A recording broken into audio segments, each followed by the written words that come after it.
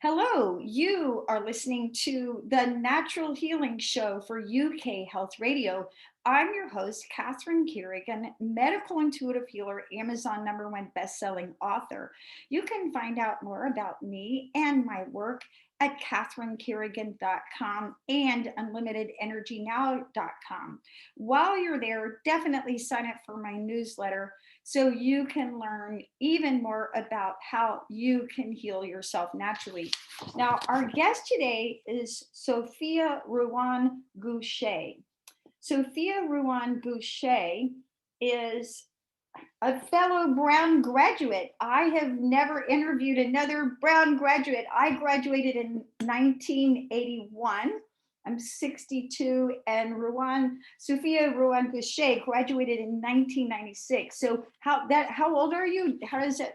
I'm turning 48, I believe. I just can't remember my age anymore.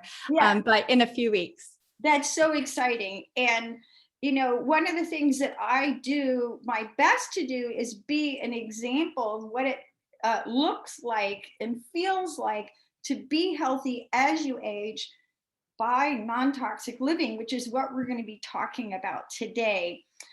Sophia Ruan Gushee is the host of the Practical Non-Toxic Living podcast. She's the author of 3 books, including The A to Z of Detoxing. And you can find out more about Sophia Ruan Gushee and her wonderful work at her website, ruanliving.com. Welcome, Sophia Ruan Gushee. Thank you for having me, Catherine. I'm delighted to be here. Now, Sophia Ruan Gushee, what got you interested in practical non-toxic living? For me, it started in 2007 when I became a mother.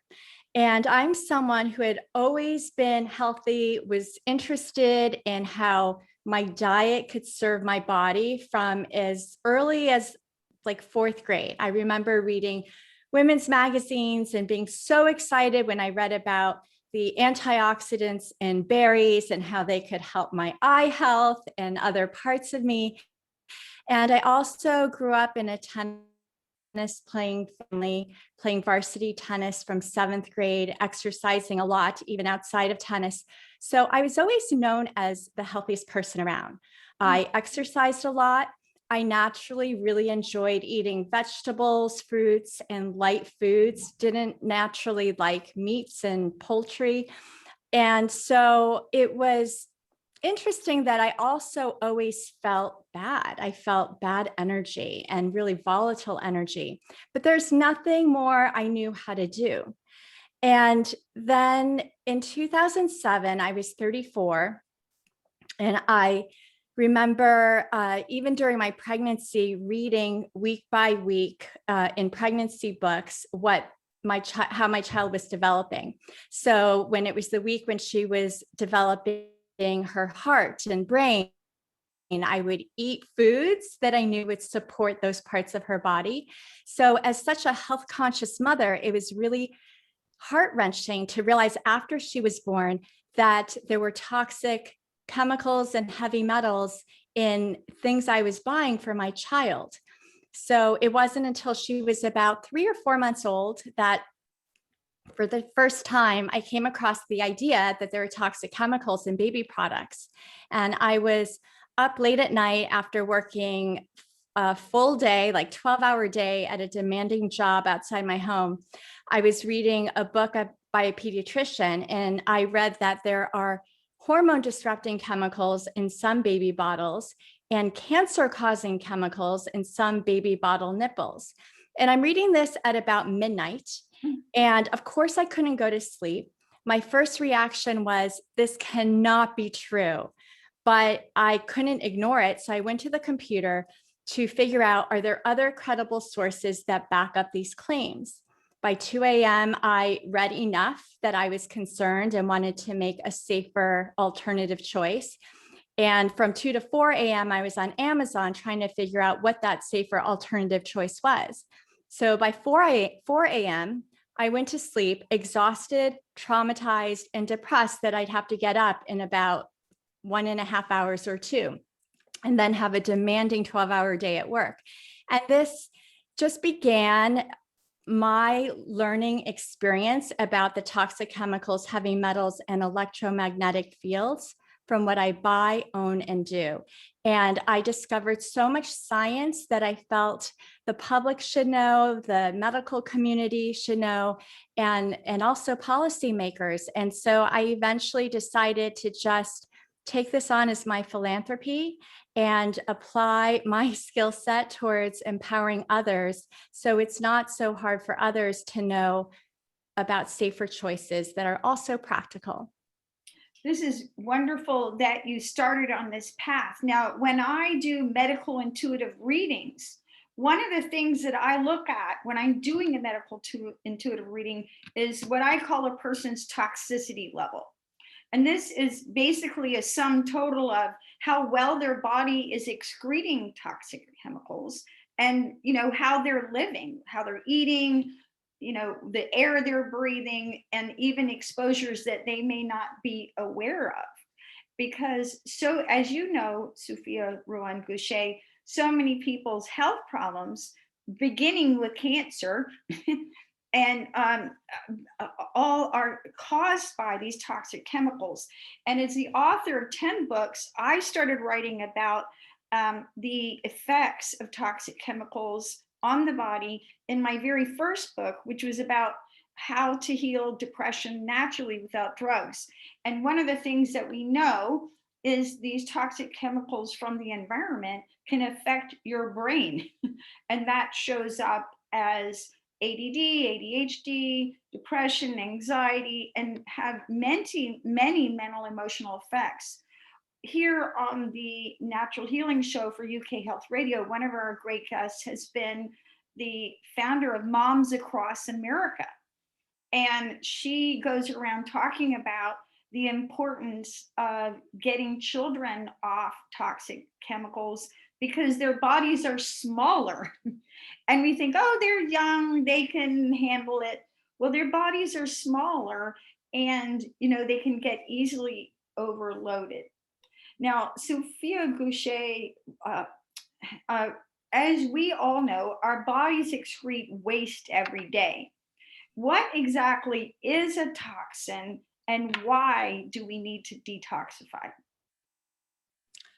Great question. And the true answer is kind of complicated. When I use the term toxic exposures, I refer to the chemicals, heavy metals that are found in unnaturally high levels, and also the electromagnetic fields that are man-made. Because chemicals, heavy metals, and electromagnetic fields are naturally occurring. But because of human activities, we're exposed to an unprecedented amount 24/7. So for example, cadmium is a heavy metal, or even lead or mercury. Those are heavy metals that are naturally occurring, but it didn't occur to me until after I became a mother and started reading about this, that they also exist in toys. So for example, anything that's really like cheap material that's painted like toy trucks or children's jewelry, those often will have these heavy metals in the paints and for other purposes. And they are also in our products to serve a purpose, a valuable purpose, but most people aren't aware of also the risks that they pose. So our bodies are brilliant and designed to naturally detox and thrive and heal. But I just want to raise awareness to the fact that since World War II, there have been more than 84,000 chemicals introduced into just American commerce. Less than 1% are regulated. And what I've been able to learn is that too many of them are toxic to the brain, endocrine system, reproductive system, really all our systems. And if we're reminded of the role of hormones, and that from in utero, upon conception, hormones guide the development of really everything, the development and regulation of all our biological processes. And if we just remember that in the womb, that's when there's the foundation of the brain and the heart and the reproductive system developing. So if, for example, hormone disrupting chemicals start participating in that development, it makes more intuitive sense that that poses risks. And the risks are not completely understood. It's really hard to study. And this is all relatively new. But then once the baby's born, it enters a world full of products and other exposures that are also stressing and participating in the biology. So also just the EMFs from our technology, if we just stop to remember that the iPhone was introduced to the world in 2007, really not that long ago. And think about all the products, like all the wireless products that have been developed as a result of the success of the iPhone. And these wireless emissions are on 24/7, and there's more of them in our homes and in our bedrooms than ever before. So as you just start to become aware of this constant stress that's 24/7, it just makes sense that it would be burdensome. And the more you can unburden, especially your sleep area and your sleep time, then the better off you are. Great explanation. So you're in summary for our audience, your definition of toxic chemicals includes um, toxic chemicals, heavy metals, and EMFs. Now, when I was growing up, my grandfather worked for DuPont Chemical Company for over 50 years.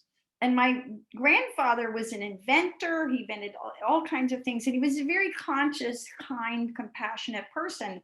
At the time, the slogan for DuPont was better living through chemistry. And when I look back at my grandfather's generation, I don't think that they had any idea that the chemicals that they were unleashing were going to wreak such havoc on everyone's health and on depleting even the ozone layer on our environment, the planet itself. So, I think that we have to have compassion and understand that the people who develop these chemicals were trying to solve problems, but not understanding how these chemicals were going to affect humans. I just came out of my organic garden today, so I'm very conscious of how anything that I put in my garden is going to affect the birds, the bees, and the hummingbirds. Now, Sophia Ruan Gushee, what are the primary sources of toxic chemicals in our lives, and how can we go about avoiding them? Well, I focus on the easy things we can influence because there are many overwhelming sources of exposure that are out of our control, but there's also so many things within our control, mostly through what we buy, own, and do. And so I think of our exposures as being fitting into four main categories. One is home, second is diet, the third is self-care, and fourth is technology. And so just starting with the home, it was helpful for me to realize that indoor air tends to be at least 2 to 5 times more polluted than outdoor air, even in the most industrialized cities. And that was really shocking to me. I first learned about it when my first daughter was about 2 years old. And it was very upsetting because I realized I've never opened the windows in her bedroom, thinking that since we live in New York City and we have a lot of traffic outside our apartment, I just assumed that outdoor air was more polluted.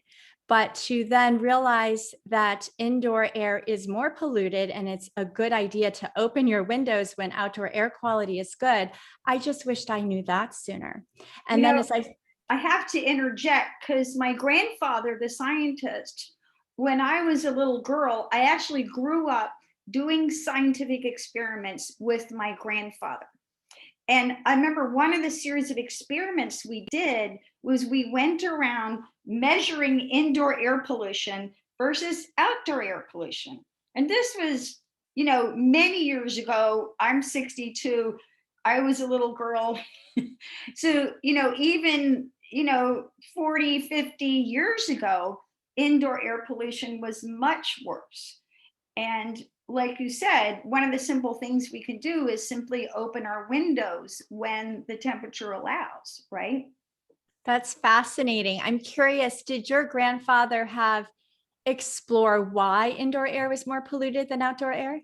Well, again, it's all the things that we talked about. I mean, if you just think, for example, your kitchen, when you cook in your kitchen, I mean, a lot of times you can walk in the kitchen and smell, or, what's been cooking, or a fireplace, for example, right?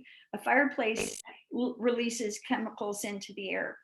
And because they're not circulating, um, they're, if you think about the particles that get released, they're not dispersed as they would be, for example, on a mountaintop or on a beach.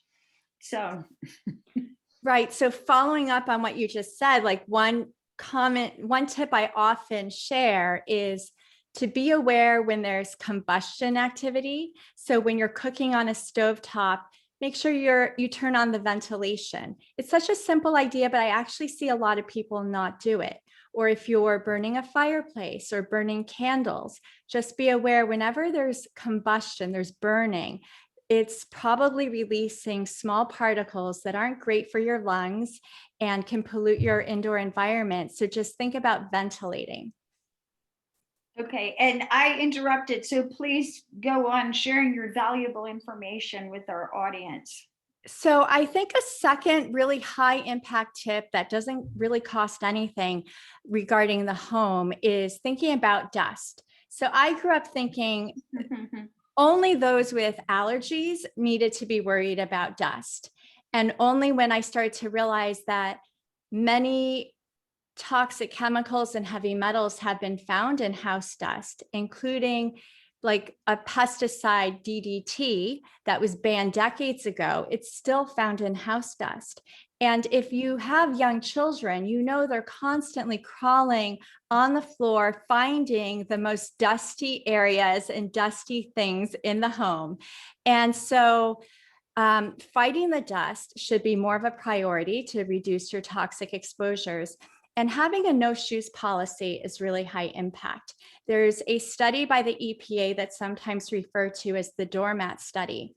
And the EPA found that if you have a large doormat by the entrance of your home and you have shoes wiped off on the doormat and removed and left by the front door, it can remove lead dust by as much as 60%. Okay. So that's high impact change that doesn't cost anything, but can make a big difference. And you talk about dust. One of the things we know about dust is that, and this is kind of gross, but most house dust is actually human skin. And we live in our homes and we don't realize that your skin sheds. I remember one of our wonderful guests here on the Natural Healing Show for UK Health Radio was an expert in indoor air pollution. And he said that you need to vacuum your house 2 or 3 times a week. I'm happy if I vacuum once a week. What's your recommendation on vacuuming? The more, the better, but I think 2 to 3 times a week would be amazing. I prioritize on high traffic areas. So, I mean, if you live in a small apartment in New York City, it's not a big deal to vacuum your whole home because your home is small. If you have a larger home, then you need to prioritize. And so just focusing on areas where people spend a lot of time is a good way to start, because I don't want people to get so demoralized feeling like I just can't do it, that they don't try anything. So it's good to prioritize and maybe focus on the kitchen and family room and maybe the foyer if people hang out there a lot, and bedrooms. Bedrooms are a high impact area. I really encourage people to focus on improving the quality of their sleep. Yeah, I have an air filter in my bedroom that removes mold and all kinds of toxins so that I breathe pure air. And that bedrooms are so important, as you know, Sophia Ruan Gushee, because we spend 8 hours or more in our bedrooms, a third of our lives in the bedroom. That's right. And since we're talking about the bedroom, I'll go to my number one tip on technology, and that's regarding the electromagnetic fields created from our technology and focusing, and electromagnetic fields are created from both wireless and wired technology. But just focusing on our cell phones, most people sleep with their cell phone by their bed with the wireless communications on. But science has found that it can undermine sleep quality, the wireless radiation. So ideally, you turn your cell phone off and it's not in your bedroom, but that can be a big change, too big of a change for most people. So if that's the case for you, then just starting with using airplane mode can be doable, and confirm that airplane mode disables wireless, Bluetooth, and cellular. And be aware that even when you do confirm that your airplane mode disables those three things, that sometimes software upgrades will change that. So I'm always confirming that those three things are off. And just experiment with whether you sleep better. I used to do an airplane mode challenge where for 7 days, everyone who signed up receives an email to teach them something new about the cell phone radiation, but also to remind them to turn their phones to airplane mode before they go to sleep. And so many participants found improvements in their sleep right away. We're all unique, so not everyone's going to experience benefits, but there's no harm in just experimenting with one tweak. This is very important information because people spend billions of dollars every year on sleep aids. And some people are extremely sensitive to EMFs. I remember when I went to Scotland in 2009 and I got to stay in a castle with healers from all over the world. The owner of the business was very kind. He understood how sensitive I am. And on his own, he put me in a room that was more protected against EMFs, because in countries in the UK, there are masked towers with the police putting out loads of EMFs, and very highly sensitive people find all kinds of disruptions in their health, in their circadian rhythms, in their brain function, in their sleep from EMFs. Catherine, how did you discover that you were sensitive to EMFs? Like, what were your symptoms? You know, that's a great question for me. I remember years ago, I had chronic fatigue. And I remember at the time, I started to wear EMF protection devices. And a real simple one that I recommend to most of my clients when I identify in my readings, my medical intuitive readings, that they're on EMF overload, there's a company, a Claris Q-Link, and it's something simple that you can wear around your neck. And what's interesting, so for example, if you go to airports are some of the worst places for EMF overloads. But you know, we're all spending so much time, especially these days, online, on our computers, on our cell phones, and over time, your whole body is electrical, as you know. And your brain is electrical, your heart is electrical, and these EMFs can disrupt the electrical functioning of your body and disrupt your acupuncture meridians. So I started wearing that, and what I found, and this is interesting also, was that if I teach yoga 7 times a week, but if I practice qigong, so qigong actually balances your energy fields. And what I found was by practicing qigong, which balanced my energy field naturally, I was less sensitive to EMFs. So now I only wear my EMF protection device if I'm going to the airport, which hasn't happened recently. So I'm so interested, as a medical intuitive, what's your perspective on our ability to heal from EMFs? Well, as you know, we are surrounded by EMFs all the time. You know, we have routers in our homes. People don't understand the harmful effects of microwave ovens. That's one of the things I'm like, you know, give away your microwave oven. You don't need it. So as far as healing from EMFs, I do a healing on reducing geographic stress. But what you want to do, as you know, is to reduce your overall exposure. If you realize that you're sensitive to EMS, wear a protection device. There's also devices you can get for your homes that reduce that. And other practical tips include something simple as Epsom salt baths. Epsom salt baths clear your energy field. And if you are on EMF overload, that's something very simple that you can do. But again, it's all about you. And as you build your own personal chi and your own energy field becomes stronger through regular practice of energy exercise, such as Tai Chi, Qigong, yoga, and breath work, you're going to be less sensitive. That's what I find. And yeah, I've experienced that healing too, because I have been sensitive from being so run down, and I have experienced resiliency. yes. One thing I'll mention about EMFs and also the other toxic exposures is that one exposure can sometimes make you more vulnerable to another. So for example, scientists are studying now whether the radiation from something like our cell phones or even cordless phones can weaken the blood-brain barrier, which exists to protect our brain from toxic compounds in our body. And so if the theory is that if the blood-brain barrier is weakened from the radiation, then the other toxic compounds in our blood is more harmful to our brain. And that concept applies to many other examples. So another one I'll share, which is really relevant nowadays, relates to hand sanitizers and BPA. So BPA is a hormone disrupting chemical found in many products like plastics and canned goods, and also the coating of receipts. So a lot of people are aware of BPA in plastics. You'll see plastic-free or BPA-free plastics. I just want to note that that doesn't mean they're necessarily safer. Substitute chemicals are sometimes at least as bad, if not more harmful.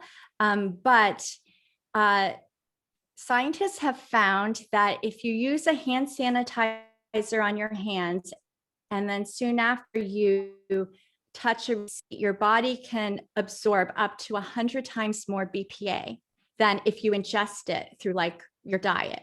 Wow. And right. So just think twice about whether you really need to accept the receipt. And if you do, can you accept it without skin contact? For example, can you wear gloves? And if you can't, then just wash your hands as soon as you can. That's, all really important information. And of course, here we are, we're living in the era of the coronavirus pandemic, and everyone is trying to keep healthy and avoid exposures. So, and so many of us, when you walk into a store, they're wiping down the carts, they hand you a wipe. What is your recommendation? Do you recommend that we avoid hand sanitizers? I know when I go to the grocery, it'll be a while between, I buy my groceries, then I've got to drive home and unload everything. So it'll be a while before I can remove my mask and wash my hands. What's your recommendation? So the risks from COVID-19 are very serious. They can be life-threatening. So I think that's an unusual risk that we're living with now. And we have unique vulnerabilities. I'm relatively healthy. And I'm sensitive to chemicals and EMFs. So for me, the idea of exposing myself to more toxic disinfectants in my home seems so unbearable. I know how miserable I would feel from the toxic chemicals in the cleaning products. And so I choose to clean with isopropyl alcohol and hydrogen peroxide, and they require a mindfulness, but so do the disinfectants that are off the shelf. Like you have to let the product sit on the surface for a few minutes. It depends on the product, how many minutes, for it to be really effective against killing the virus. But I just think we're in unusual times. And so if you're not that sensitive to the chemicals, then the hand sanitizers are maybe worth it. But if you are really sensitive, and you know if you are, then there are alternatives. But we just all have to decide, use our best judgment on what's best for us. Now, Sophia Ruan Gushee, what are the primary organs of detoxification, and how can taking care of these organs improve our body's natural ability to eliminate toxins? It's hard to pick one because, as you know, we're so integrated, and the skin is a major source of protection, and also for detoxifying, and the lungs and the liver. I don't think about one system in particular. I think of things holistically. And so if you just, I mean, I advocate most for reducing your exposures. That's the safest way to detox. I actually don't focus too much on all the methods and things that can help your body eliminate. I feel like that is an expertise I don't have to do responsibly. So I focus on just what we buy, own, and do, and to avoid exposures, because that's really the safest. And I just want to also highlight that, because I think I haven't said it yet, that the younger the life, the more important it is that you limit exposures. Just because I explained earlier that starting from conception, hormones and other chemicals can participate in our development. And so the longer you can protect that young life, the more you increase good luck. Yes, and we did touch on that because we talked about how children's bodies are smaller. And one of the things that we know is that your brain doesn't finish developing until you're 26 years old.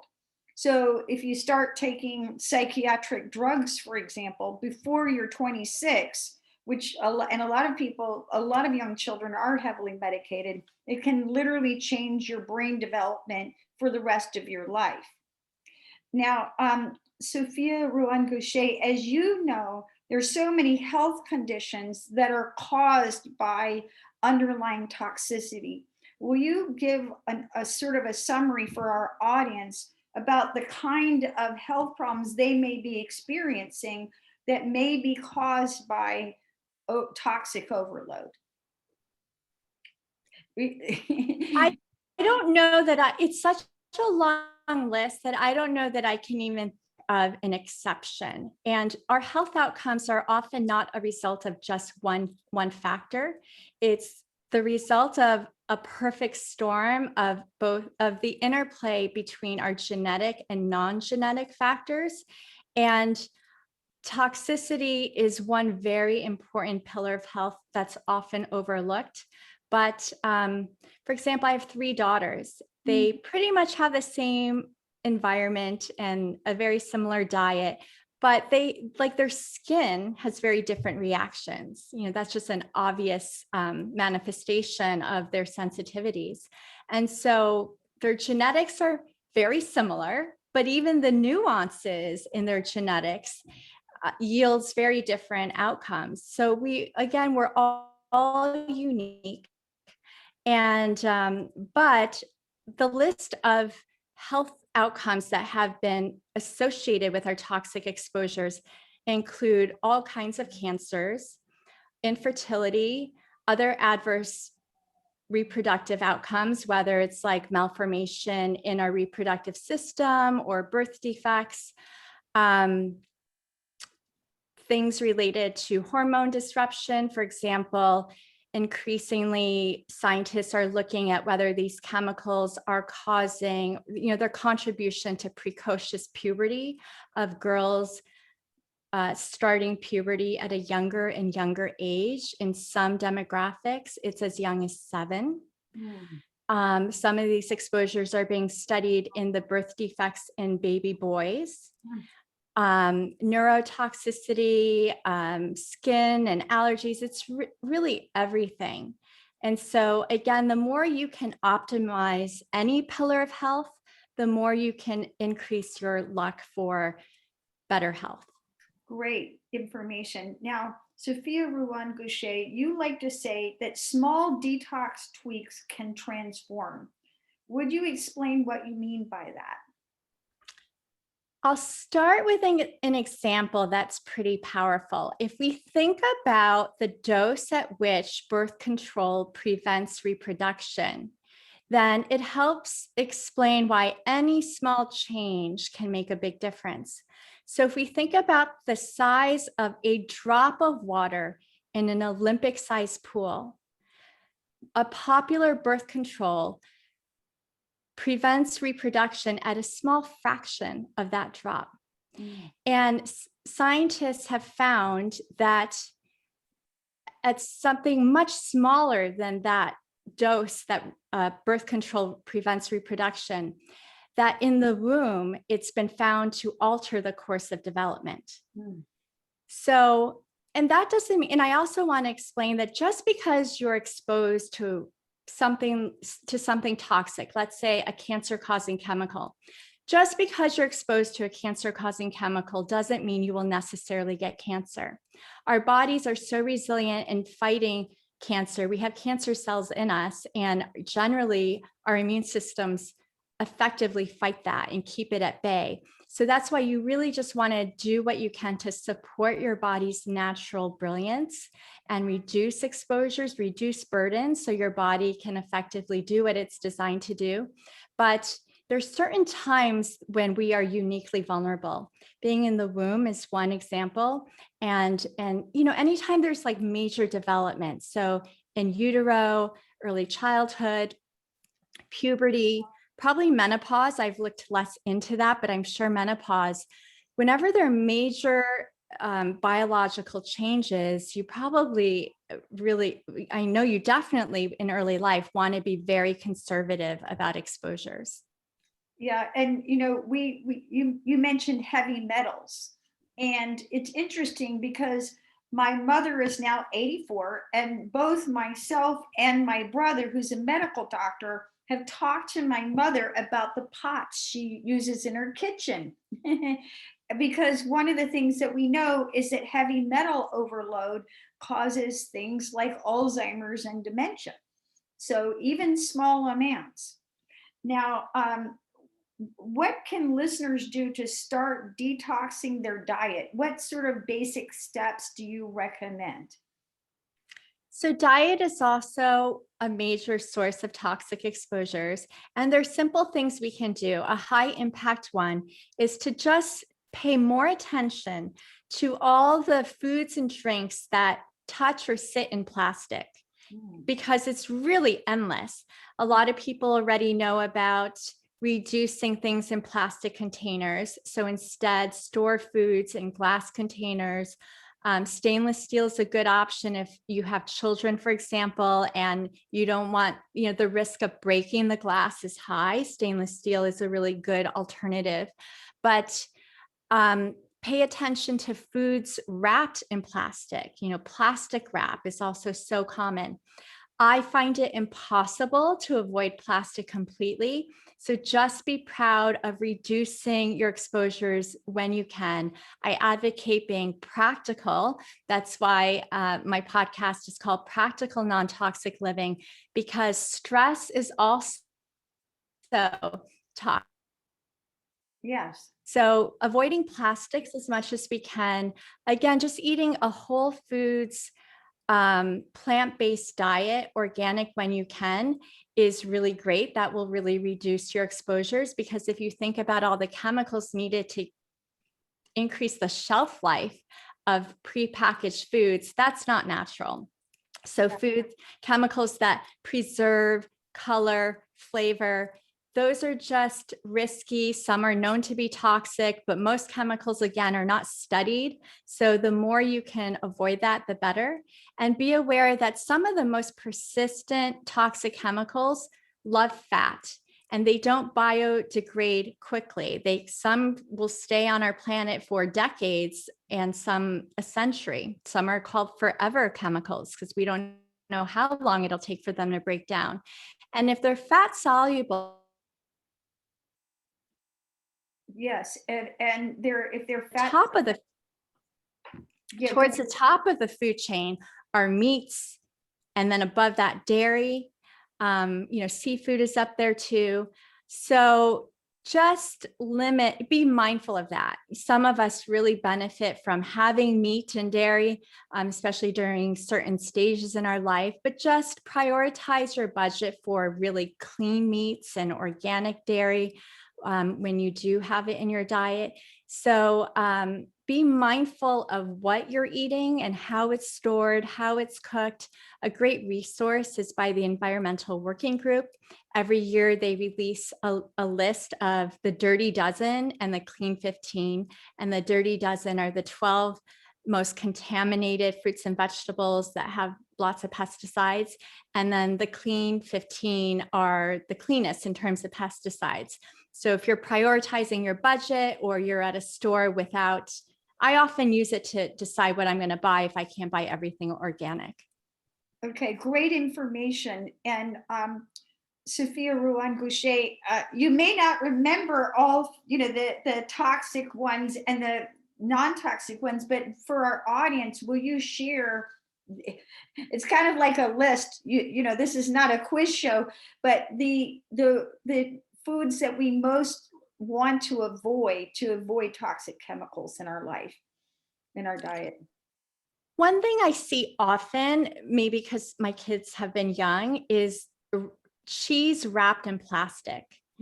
So some studies have found that the chemicals used to make plastic really flexible. Phthalates are a class of chemicals often used to make plastics flexible. It's used in a lot of other products too, but some studies have found that the longer it's in something high fat like cheese, the more it just the chemicals continuously leach into the food. So even knowing that, doing my best to avoid that, my children sometimes have like the string cheese, but it's rare. It's maybe like once every 2 years or something. And some of these chemicals can be flushed out of our bodies after a few days or a few hours. So, that's helpful to know too. So things wrapped in plastic, also juice boxes is something I see often with kids. And again, that's hard to avoid, especially if you don't want to raise your children with a lot of anxiety. But arsenic is something that's been found in a lot of like juice concentrate. And so if you're going to offer juice to your children, ideally it's homemade from organic fruits and vegetables, but it's offered so often in schools and at parties. And so I tell my children, at home, we don't buy it, and I explain why. And when they're at a party or at school, I say, just enjoy it. And so I use something called the love test, which is if you love it or need it, then just enjoy, don't worry about it. But there's so many times you don't love or need it. And those times just make the healthier choice. So with diet, I talked about like the plastic, you asked about diet, right? The plastics and trying to eat more of a plant-based diet because persistent chemicals tend to be in higher concentrations, the higher on the food chain it is. And also vegetables and fruits, some studies, it's preliminary, but some studies have found that some of the compounds in fruits and vegetables can help your body detox, but also counter damage that has been caused by the chemicals. So it's a good thing to do for many reasons. And also, I could go on, there's so many things with diet, but I would focus on that because, the plastics, it's like an endless battle, and just trying to always figure out how to live instead without the plastic. That's, a big undertaking. Yeah, and 2 simple dietary steps that I recommend for my clients to support their detoxification is drinking distilled water. Now, all water we know is good, but distilled water has very few particles in it. So it acts like a solvent. It actually pulls toxins out of the body. Alexander Graham Bell cured his own arthritis by drinking exclusively distilled water. So I'm a big advocate of distilled water. I get distilled water delivered to my home here in Atlanta. And then also drinking green juice, depending on your size, 10 to 20 ounces of green juice every day helps to alkalize and again support those chemicals. Support the systems of detoxification so that you can eliminate the chemicals in your body. And Sophia Ruan Gushee, for people who are sick, so they know they've got fatty liver disease or cancer, I'm a big fan of far infrared saunas. What is your opinion of far infrared saunas and how they can help us recover our health? I try and be very conservative and thoughtful about what I recommend, just because I don't want to recommend something and then have it cause harm. But with all the scientists and conversations I've had with experts on EMFs, most of them, not all of them, most of them find that the benefits of an infrared sauna outweigh the risks. And so the concerns I had with an infrared sauna are the materials that create it. Are there glues in the wood or stains on the wood that would off-gas toxic fumes, and also the electromagnetic fields generated. So I haven't looked at lots of different infrared saunas. I assume, like all other products, it depends on the manufacturer, but I have an infrared sauna that I love, and I always feel the benefits as soon as it gets turned on. Yeah, it's interesting because I got my first far infrared sauna, I think in 2004. And at that time, I'd already done more detoxing than any human I'd ever met. And it was fascinating because I used it every day for a month and my energy level doubled. And that really showed me how so many people's fatigue is actually related to cellular toxicity, where their bodies literally can't excrete those toxic chemicals. I'll So share a couple of stories that I think were very powerful for me. I worked with a woman who had gone through cancer treatments, and she said she suffered from pretty severe brain fog from all the chemotherapy, and infrared saunas is what kept her functional. And I've also worked with people suffering with Lyme disease, and they also say that the infrared sauna is what helps keep them functional. great information. Now, we've come to the end of our wonderful interview. We've been listening to Sophia Ruan Gushee.